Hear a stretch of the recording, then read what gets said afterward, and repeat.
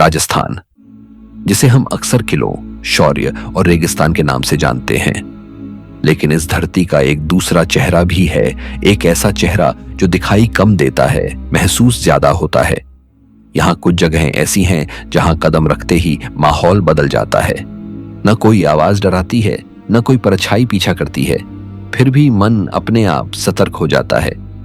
यह वे स्थान है जहां इतिहास सिर्फ पढ़ा नहीं जाता, बल्कि हवा में घुला हुआ महसूस होता है, जहां पत्थर बोलते नहीं लेकिन चुप भी नहीं रहते। इस वीडियो में हम ऐसी ही जगहों की बात करेंगे जो डराने नहीं आती, बस इंसान को खामोश कर देती हैं, क्योंकि कभी कभी सबसे गहरे रहस्य चीखते नहीं, बस मौजूद रहते हैं। तो चलिए शुरू करते हैं राजस्थान की उन जगहों की यात्रा जहां जवाब नहीं मिलते, सिर्फ सवाल गहरे होते जाते हैं। नंबर 1, राणा कुंभा का महल, चित्तौड़गढ़। खामोश गलियारों में छुपा विश्वासघात का सवाल। राजस्थान में कुछ जगहें ऐसी होती हैं जिनके बारे में आप जितना पढ़ते हैं उतना ही कम समझ पाते हैं। चित्तौड़गढ़ का राणा कुंभा का महल उन्हीं जगहों में से है। एक ऐसा खंडहर जो बाहर से पत्थरों का ढेर लगता है, लेकिन भीतर कदम रखते ही एक अलग ही दुनिया का दरवाजा खोल देता है। यह महल चित्तौड़गढ़ दुर्ग के भीतर सबसे पुराने और सबसे भारी एहसास वाले हिस्सों में गिना जाता है। सरकारी और पर्यटन स्रोत इसे दुर्ग के सबसे विशाल और ऐतिहासिक स्थापत्य महत्व वाले अवशेषों में बताते हैं, और यह भी कि इसे राणा कुंभा के नाम से इसलिए जाना जाता है क्योंकि उन्होंने इस प्राचीन महल का पुनर्स्थापन कराया था। लेकिन इतिहास यहां सिर्फ किताबों में नहीं है, यह दीवारों में है।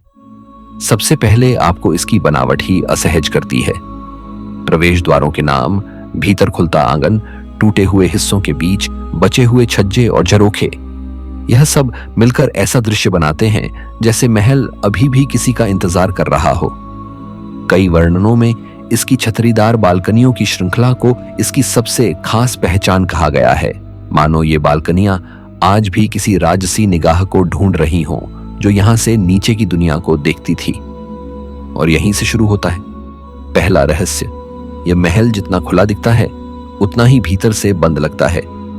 आप खुले आंगन में खड़े होते हैं, हवा बह रही होती है, रोशनी भी होती है, फिर भी मन में एक दबाव सा बनता है, जैसे आपकी मौजूदगी किसी ऐसे समय में घुसपैठ कर रही हो जो कभी खत्म ही नहीं हुआ। लोग इसे भूतियां कहते हैं, पर असल में यह उससे भी ज्यादा खतरनाक है। यह आपको चुप करा देता है। आप अचानक धीमे बोलने लगते हैं, कदम हल्के पड़ जाते हैं, और कई बार तो बिना कारण पीछे मुड़कर देखने का मन करता है, जैसे किसी ने पुकारा हो, पर आवाज बाहर नहीं, अंदर से आए। अब इस महल का सबसे बड़ा अनसुलझा सच यह नहीं कि यहां क्या दिखता है, बल्कि यह है कि यहां क्या छुपा रह गया। चित्तौड़ का इतिहास, मेवाड़ की जिद और राजपूती स्वाभिमान, इन सब के बीच राणा कुंभा का नाम एक ऐसे शासक के तौर पर आता है जिसने युद्ध के साथ साथ कला और संगीत परंपरा को भी ऊंचाई दी। उनके बारे में यह भी मिलता है कि वे संगीत और प्रदर्शन कलाओं से गहरे जुड़े थे, और कई ग्रंथों / रचनाओं का उल्लेख उनकी विद्वत्ता के संदर्भ में किया जाता है। लेकिन सबसे काली परत वहां से शुरू होती है जहां किसी को उम्मीद ही नहीं होती, घर के भीतर। कई इतिहास सारांशों में यह घटना दर्ज है कि राणा कुंभा की मृत्यु खुली रणभूमि में नहीं, बल्कि उनके अपने ही परिवार के भीतर हुए विश्वासघात से जुड़ी मानी जाती है। उनकी हत्या उनके पुत्र उदय सिंह द्वारा किए जाने का उल्लेख मिलता है।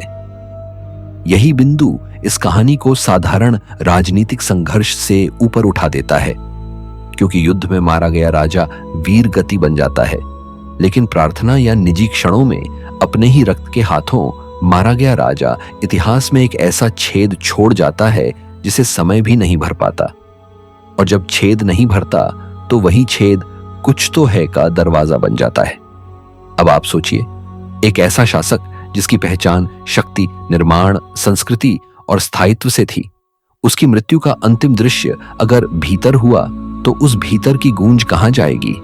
पत्थरों में, गलियारों में, उन्हीं सीढ़ियों में जिन पर आप आज चल रहे हैं। इसलिए जब लोग कहते हैं कि यहां रात में भारीपन उतर आता है, तो यह सिर्फ डरावनी बात नहीं, यह मनोविज्ञान भी है, और स्मृति का भार भी।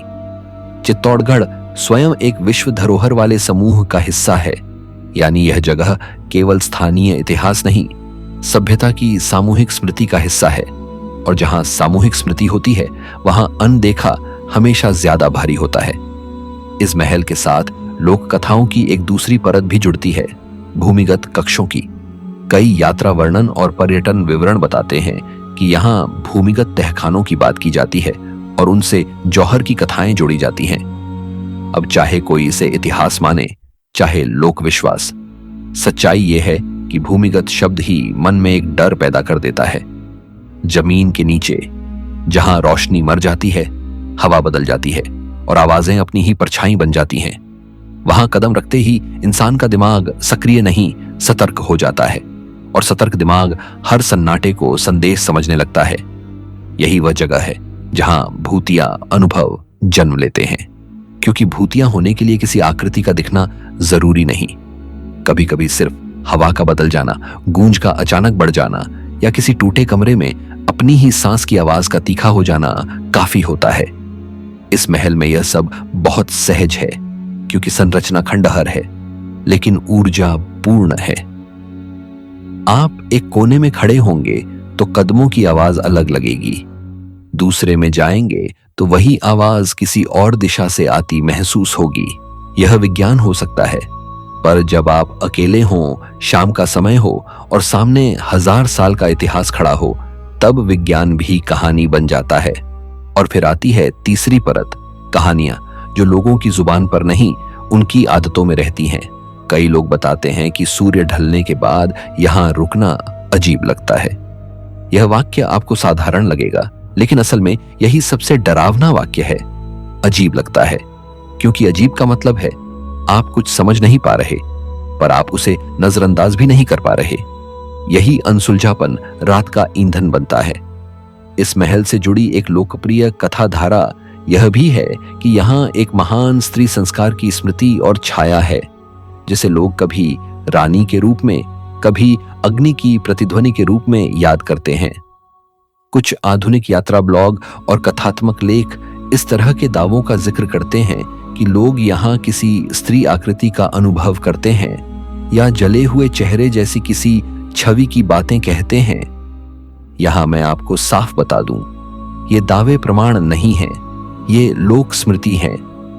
लेकिन लोक स्मृति भी कभी कभी इतिहास से ज्यादा ताकतवर होती है, क्योंकि यह लोगों के डर और श्रद्धा दोनों से बनी होती है। और चित्तौड़ जैसी जगहों में डर और श्रद्धा अक्सर एक ही सांस में चलते हैं। अब सवाल यह है कि राणा कुंभा का महल दुनिया से परे क्यों लगता है? जवाब एक ही नहीं, कई हैं। पहला, यहां सत्ता का शिखर और पतन दोनों एक ही भूगोल में दर्ज हैं। दूसरा, यहां परिवार के भीतर हुई हिंसा की छाया है, जो युद्ध की हिंसा से अलग तरह की होती है। युद्ध में दुश्मन बाहर होता है, लेकिन यहां दुश्मन भीतर था, और भीतर का दुश्मन दीवारों में ज्यादा देर तक रहता है। तीसरा, यह जगह केवल महल नहीं, दुर्ग की देह में एक खुला घाव है, और घाव चाहे पत्थर का हो या मन का, हमेशा संवेदनशील रहता है। फिर भी सबसे बड़ा रहस्य वही है जो आप खुद लिख चुके हैं। कुछ तो है यहां, लेकिन यह कुछ क्या है? अगर आप प्रमाण पूछेंगे तो इतिहास आपको सत्ता संघर्ष देगा, स्थापत्य आपको खंडहर देगा, और पर्यटन आपको एक दर्शनीय स्थल। पर अगर आप अनुभव पूछेंगे तो यह महल आपको शब्द नहीं देगा, सन्नाटा देगा, और सन्नाटा हमेशा संकेतों से भरा होता है। कल्पना कीजिए, आप उसी आंगन में खड़े हैं जहां कभी निर्णय होते थे। ऊपर छज्जे हैं, पर अब उनमें कोई नहीं। सामने दरवाजे हैं, पर उनके पीछे कोई सभा नहीं। किसी कोने में वह हिस्सा है जिसे लोग तहखानों से जोड़ते हैं, जहां आग की स्मृति का डर बना रहता है। और इन सब के बीच हवा बह रही है, पर हवा में कोई गंध ऐसी है जिसे आप पहचान नहीं पाते। यह गंध डर की नहीं, अतीत की होती है। राणा कुंभा की मृत्यु का तथ्य इतिहास में मिलता है, पर उस रात का सच नहीं मिलता, उस क्षण का सच नहीं मिलता जब एक पुत्र ने पिता की ओर हाथ बढ़ाया। उस कमरे की हवा का सच नहीं मिलता, उस गलियारे की गूंज का सच नहीं मिलता। इतिहास अक्सर घटना लिख देता है, लेकिन घटना के बाद पत्थरों में क्या बचा? यह नहीं लिख पाता। इसीलिए आज भी जब कोई व्यक्ति राणा कुंभा के महल में चलता है तो वह सिर्फ दीवारें नहीं देखता, वह एक अधूरी फाइल के पन्ने पलटता है और हर पन्ना उसी सवाल पर आकर रुक जाता है, असल में हुआ क्या था? क्या यह केवल सत्ता का संघर्ष था? क्या यह केवल उत्तराधिकार की भूख थी? या फिर कोई ऐसी बात थी जो इतिहास ने जानबूझकर दबा दी? क्योंकि कुछ सच सत्ता से भी डरावने होते हैं। यह महल डराता नहीं, बल्कि आपको एक ऐसे दरवाजे तक ले आता है जहां तर्क भी धीमा हो जाता है, और जब तर्क धीमा होता है तब इंसान का भीतर जागता है। यही वजह है कि जो लोग यहां आते हैं वे अक्सर एक ही बात कहते हैं, हमने कुछ देखा नहीं, लेकिन हमें लगा जैसे कोई हमें देख रहा था।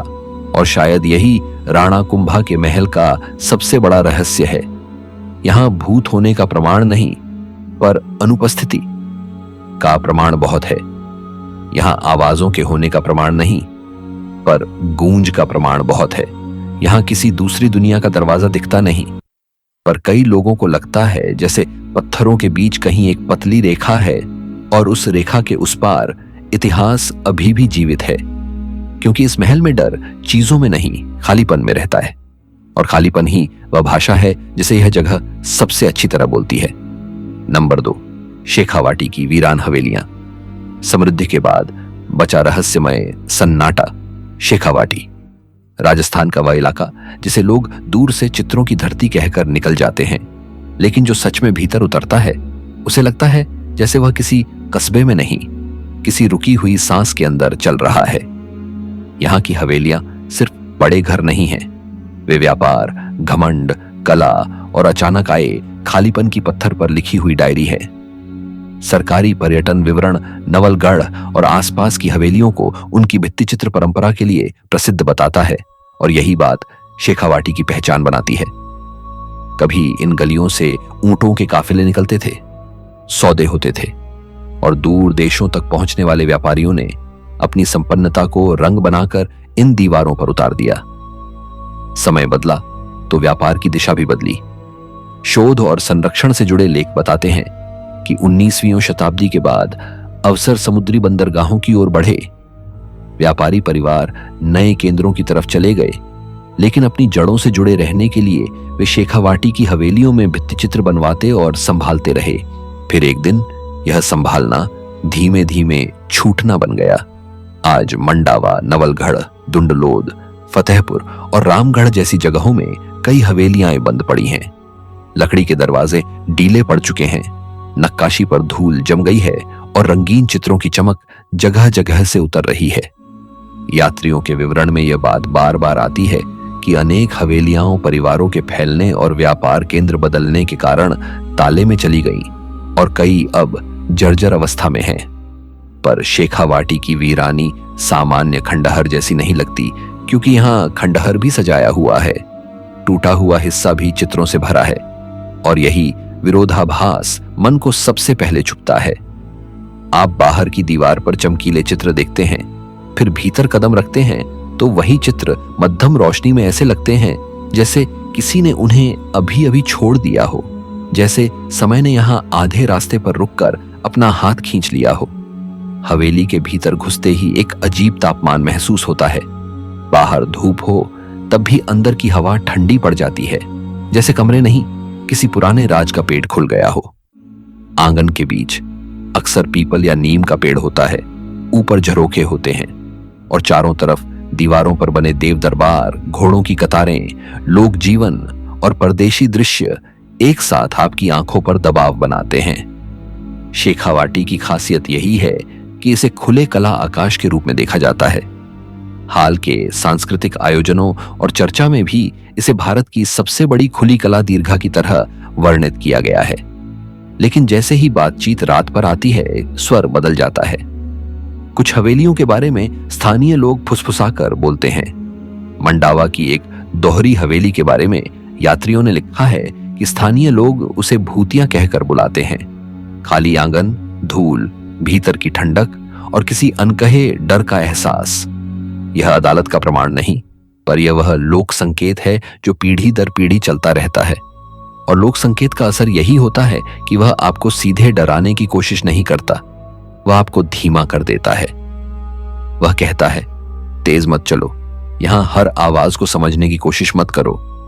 यहां हर दीवार के पीछे जवाब नहीं होता, पर सवाल जरूर होते हैं। शेखावाटी की डरावनी ताकत इसी धीमेपन में है।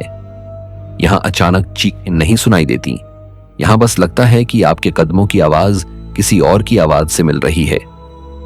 आप एक कमरे में जाते हैं और आपकी सांस की गूंज दीवारों से लौटकर ऐसे आती है जैसे किसी ने आपके पीछे से वही सांस ली हो। किसी दूसरे कमरे में जाले हवा से हिलते हैं और वह हरकत किसी के हिलने जैसी लगती है। यह सब तर्क से समझाया जा सकता है, लेकिन रात में तर्क भी थक जाता है और मन हर संकेत को कहानी बना देता है। एक और बात जो इस रहस्य को गहरा करती है वह है हवेलियों की सुनने की आदत। दिन में आप तस्वीरें देखते हैं, पर शाम के बाद आप आवाजें ढूंढने लगते हैं। लकड़ी का पुराना दरवाजा जरा हिलता है तो लगता है किसी ने कुंडी छेड़ी। छत पर कबूतर फड़फड़ाते हैं तो लगता है किसी कमरे में किसी ने कदम बढ़ाए। और सबसे अजीब तब होता है जब बिल्कुल कुछ नहीं होता, क्योंकि वही खामोशी मन से पूछती है, क्या यह सच में खाली है? यहां की हवेलियों का एक सच्चा पहलू भी इस रहस्य को और मोटा कर देता है। मालिक अक्सर दूर हैं। एक सांस्कृतिक मंच के लेख में कहा गया है कि बहुत बड़ी संख्या में हवेली मालिक अब बड़े शहरों में रहते हैं और कई हवेलियां या तो बंद हैं या छोड़ी जा चुकी हैं, कुछ देखरेख करने वालों पर टिकी हैं। जब मालिक दूर हों तो हवेली के भीतर सिर्फ धूल नहीं बढ़ती, भीतर इंतजार उतर आता है और इंतजार रात को भारी बनाता है, क्योंकि खाली कमरे खाली नहीं रहते, वे अपने पुराने शोर को याद करते हैं। पुराने शोर की याद सन्नाटे को और सख्त कर देती है। मंडावा में सांझ उतरते ही जब धूप का रंग दीवारों से उतरने लगता है तो आंगन के बीच खड़े होकर आपको ऐसा लग सकता है जैसे चित्रों की आंखें आपको देख रही हैं। यह भ्रम है, पर भ्रम भी मन का सच होता है। एक यात्रा वृत्तांत में यह अनुभव दर्ज है कि संध्या के समय शेखावाटी की हवेलियों में घूमते हुए एक दूसरी दुनिया जैसी शांति महसूस होती है, और वही शांति आपको असहज भी कर सकती है, क्योंकि शांति अगर जरूरत से ज्यादा हो जाए तो वह सुकून नहीं रहती, वह चेतावनी बन जाती है। और फिर आता है सबसे बड़ा अनसुलझा सवाल, इतनी संपन्नता, इतनी चित्रकारी, इतनी मेहनत और फिर इतना खालीपन क्यों? कुछ स्रोतों में कारण साफ हैं, व्यापार का पलायन, परिवारों का बड़े शहरों की ओर जाना और समय के साथ रख रखाव का टूटना। पर असल रहस्य कारण में नहीं, असर में है। कारण समझ में आ भी जाए तो भी जब आप किसी बंद कमरे के सामने खड़े होते हैं, मन में वही बात उठती है, यह कमरा बंद किसने किया था और आखिरी बार यहां किसने सांस ली थी? और तब एहसास होता है कि यह जगह तस्वीरों की नहीं, यादों की जेल है, जहां हर ताला किसी नाम और किसी अधूरे लौटने की प्रतीक्षा है। कुछ हवेलियों में आज भी दीवारों पर ऐसे चित्र मिलते हैं जो आधुनिकता के शुरुआती संकेतों को समेटे हुए हैं। रेल, मोटर, दूर देशों के दृश्य, मानो यह घर अपने समय से आगे की दुनिया की तरफ देख रहे थे और अब वही घर अपने ही समय में पीछे छूट गए हैं। यही समय का उल्टा बहना शेखावाटी को रहस्यमय बनाता है। आपको लगता है जैसे आप वर्तमान में चल रहे हैं, पर आपके चारों तरफ अतीत इतनी सफाई से मौजूद है कि वर्तमान छोटा पड़ जाता है। हाल के समाचार बताते हैं कि शेखावाटी की चित्रित हवेलियां टूट फूट और ध्वस्तीकरण के खतरे में हैं और संरक्षण तथा विरासत प्रमाणीकरण जैसे प्रयासों पर सरकारी स्तर पर काम चल रहा है। यह खबर आपको राहत दे सकती है, लेकिन यहां एक और डर छुपा है। अगर दीवार बच भी गई तो क्या वह एहसास भी बचेगा? क्योंकि यहां की असली कहानी रंगों से नहीं, खालीपन से चलती है। इसीलिए जब आप शेखावाटी की वीरान हवेलियों को भूतिया कहते हैं तो आप दरअसल एक अनुभव को नाम दे रहे होते हैं जो शब्दों से पकड़ में नहीं आता। यहां डर वस्तुओं में नहीं, अनुपस्थिति में है। यहां रहस्य किसी आकृति में नहीं, उस एहसास में है कि यह जगह अभी भी किसी की है, पर वह कोई दिखाई नहीं देता। शायद यही वजह है कि कई लोग इन हवेलियों में कुछ मिनट से ज्यादा ठहरना नहीं चाहते। उन्हें लगता है जैसे दीवारें कुछ कहना चाहती हैं पर बोल नहीं पाती। जैसे आंगन में किसी पुराने कदमों की रेखा अब भी हवा में तैर रही है। जैसे छतों पर खड़े झरोखे किसी वापसी की तरफ देख रहे हैं, पर लौटने वाला कोई नहीं। और अब इस कहानी का सबसे खतरनाक हिस्सा, जब आप बाहर निकलते हैं तो भी हवेली आपके अंदर रह जाती है। धूप में लौटकर भी आपको लगता है कि आपकी पीठ पर किसी ने हल्का सा दबाव रखा था और आप पलटकर देख नहीं पाए। आप खुद से कहेंगे यह सिर्फ कल्पना है, पर शेखावाटी की हवेलियां इसी सिर्फ पर हमला करती हैं। वे कहती हैं, अगर यह सिर्फ कल्पना है तो फिर हर बार वही बेचैनी क्यों, हर बार वही ठंडक क्यों, हर बार वही एहसास क्यों कि किसी कहानी का आखिरी पन्ना कहीं इसी धूल में दबा है। शेखावाटी की वीरान हवेलियां आपको सीधे यह नहीं कहती कि यहां कोई आत्मा है, वे बस इतना कहती हैं कि यहां कुछ अधूरा है। और अधूरापन ही सबसे बड़ा रहस्य होता है, क्योंकि पूरा सच इतिहास में लिखा जाता है, लेकिन अधूरा सच हवाओं में भटकता है। और शेखावाटी की हवाओं में रात होते ही वही अधूरा सच सबसे ज्यादा तेज सुनाई देता है, बिना आवाज के, बिना चेहरे के, बस एक भारी एहसास की तरह जो आपको डराता नहीं, चुप करा देता है। नंबर 3, ओसियां के मंदिर। रेगिस्तान के बीच खामोशी में छुपा वह रहस्य जो दिखाई नहीं देता, लेकिन महसूस होता है। राजस्थान के रेगिस्तान में कुछ जगहें ऐसी हैं जहां पहुंचने से पहले ही मन सवाल करने लगता है, यहां क्यों? चारों तरफ रेत, दूर दूर तक सूखा, न कोई बड़ा नगर, न कोई स्थायी नदी। फिर भी ओसियां के ये प्राचीन मंदिर सदियों से खड़े हैं, जैसे किसी ऐसे निर्णय का परिणाम हो जो आम समझ से परे है। पहली नजर में यह जगह शांत, सुंदर और ऐतिहासिक लगती है। पत्थरों पर धूप पड़ती है, नक्काशी चमकती है, पक्षियों की हल्की आवाज सुनाई देती है। लेकिन जैसे जैसे समय आगे बढ़ता है, खासकर दोपहर ढलने के बाद, यही जगह धीरे धीरे अपने असली स्वरूप की झलक देने लगती है। एक ऐसा स्वरूप जो डराता नहीं, पर बेचैन कर देता है। ओसियां को अक्सर रेगिस्तान का मंदिर नगर कहा जाता है। यह वाक्य सुनने में पर्यटन सा लगता है, लेकिन जब आप वहां खड़े होते हैं तो यह नाम अचानक भारी लगने लगता है, क्योंकि मंदिर नगर बनने के लिए सिर्फ आस्था नहीं चाहिए निरंतर जीवन, आवाजें, यात्रा, पूजा और रुकना। सवाल यही है कि इतने कठिन भूगोल में, इतने अलग थलग स्थान पर आखिर किसने और क्यों तय किया कि यहां इतनी बड़ी धार्मिक उपस्थिति बनाई जाए? इतिहास इसका ढांचा बताता है, पर वजह नहीं समझा पाता। यहाँ के मंदिर ऊंचाई पर बने हैं, सीढ़ियां चढ़ते हुए शरीर से ज्यादा मन थकता है। हर कदम के साथ ऐसा लगता है जैसे आप किसी सामान्य जगह से ऊपर नहीं, बल्कि भीतर की किसी परत में उतर रहे हों। ऊपर पहुंचते ही चारों ओर खुला आकाश है, दूर तक फैला रेगिस्तान है, और बीच में खड़े ये मंदिर, पत्थर के, ठोस, अडिग। यह दृश्य जितना भव्य है उतना ही असामान्य भी, क्योंकि यह प्रकृति और निर्माण के बीच एक अजीब टकराव जैसा लगता है, जैसे इंसान ने यहां आकर जिद कर ली हो कि वह खामोशी के बीच अपनी उपस्थिति दर्ज कराएगा। दिन के उजाले में यह सब इतिहास लगता है। लोग तस्वीरें लेते हैं, गाइड बातें बताते हैं, और हर नक्काशी को कला के रूप में देखा जाता है। लेकिन जैसे ही शाम उतरती है, यह जगह धीरे धीरे अपनी भाषा बदलने लगती है। हवा ठंडी हो जाती है, पर सिर्फ मौसम के कारण नहीं। उस ठंडक में एक भारीपन घुला होता है, आवाजें कम होने लगती हैं, और फिर एक ऐसा पल आता है जब आपकी अपनी चाल की आवाज आपको ज्यादा तेज सुनाई देने लगती है। यह वही क्षण है जब ओसियां के मंदिर देखे जाने से महसूस किए जाने लगते हैं। यहां कोई डरावनी कहानी आपको सीधे नहीं पकड़ती, न कोई भयानक आकृति दिखती है, न कोई अचानक चीख सुनाई देती है। फिर भी मन बार बार चौकन्ना हो जाता है। आप किसी मंदिर के आंगन में खड़े होते हैं और बिना वजह यह सोचने लगते हैं कि यहां रुकना चाहिए या नहीं। यह सवाल अपने आप उठता है, और यही इस जगह की सबसे रहस्यमय बात है, क्योंकि डर अक्सर तब पैदा होता है जब कुछ गलत होता है, लेकिन ओसियां में डर तब पैदा होता है जब कुछ भी गलत नहीं होता, सब कुछ बहुत ज्यादा शांत होता है। स्थानीय लोग इस शांति को अलग तरह से समझते हैं। उनके लिए यह जगह डरावनी नहीं, लेकिन भारी है। वे कहते हैं कि शाम के बाद यहां रुकने पर मन अस्थिर हो जाता है, नींद ठीक से नहीं आती, सपने अजीब होते हैं, कोई यह नहीं कहता कि उसने कुछ देखा, सब बस इतना कहते हैं कि यह जगह ज्यादा देर सहन नहीं होती।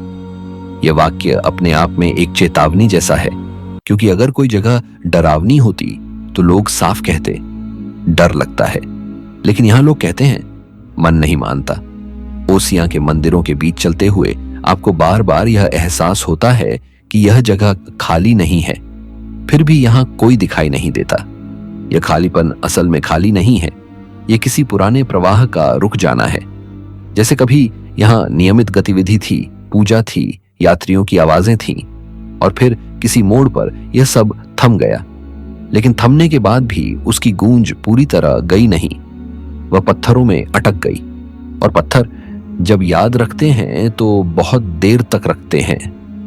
कई लोग यह सवाल उठाते हैं कि क्या ओसियां सिर्फ धार्मिक स्थल था या कुछ और भी, क्योंकि इसके मंदिरों की स्थिति, उनकी संख्या और उनका रेगिस्तान के बीच इस तरह टिके रहना, यह सब किसी साधारण योजना का हिस्सा नहीं लगता। कुछ विद्वान इसे व्यापारिक मार्गों से जोड़ते हैं, कुछ इसे तीर्थ नगर मानते हैं, लेकिन इन सब व्याख्याओं के बावजूद एक बात साफ रहती है, यह जगह अपने समय में बहुत महत्वपूर्ण थी। इतनी महत्वपूर्ण कि यहां जीवन टिक पाया, पूजा चली और पत्थरों पर इतनी बारीक नक्काशी संभव हुई। और फिर वही सवाल, अगर यह इतना महत्वपूर्ण था तो फिर आज इतना अलग थलग क्यों है? इतिहास इसका सीधा जवाब नहीं देता, वह बस इतना बताता है कि समय बदला, मार्ग बदले और लोग आगे बढ़ गए। लेकिन यह जवाब मन को संतुष्ट नहीं करता, क्योंकि लोग आगे बढ़ते हैं पर ऐसे नहीं कि पूरी जगह ही जैसे पीछे रह जाए। ओसिया में ऐसा लगता है जैसे समय ने इसे छोड़ दिया हो, लेकिन यह जगह समय को छोड़ने को तैयार नहीं हुई। शाम ढलने के बाद यहां का सन्नाटा अलग तरह से बोलता है। मंदिरों की छाया लंबी हो जाती है और हर स्तंभ किसी मौन प्रहरी जैसा लगने लगता है।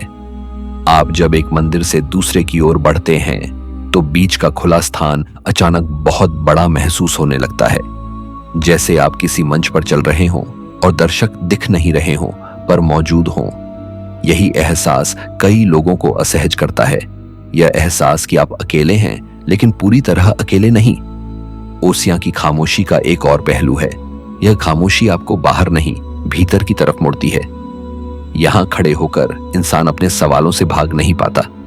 रेगिस्तान, आकाश और पत्थर तीनों मिलकर आपको बहुत छोटा महसूस कराते हैं, और जब इंसान छोटा महसूस करता है तब उसके भीतर छुपी बेचैनी बाहर आने लगती है। शायद इसी वजह से कई लोग कहते हैं कि यह जगह डर नहीं देती पर मन को भारी कर देती है। कुछ यात्रियों के अनुभवों में यह भी आता है कि रात के समय यहां रुकने पर अजीब सी सतर्कता बनी रहती है। छोटी छोटी आवाजें, हवा से हिलता कोई झंडा, किसी पत्थर से टकराती रेत, सब कुछ ज्यादा स्पष्ट लगता है, और स्पष्टता कभी कभी भ्रम को जन्म देती है। आप सोचने लगते हैं, क्या यह आवाज हमेशा से थी या अभी अभी आई है? और यही अभी और हमेशा के बीच की उलझन इस जगह को रहस्यमय बना देती है।